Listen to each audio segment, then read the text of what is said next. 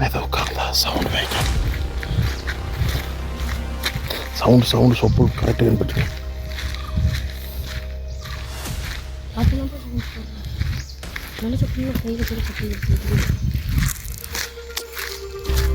நான் வணக்கம் நேட்டா.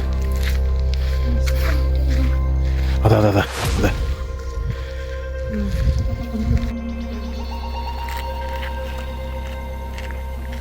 ஓடிச்சு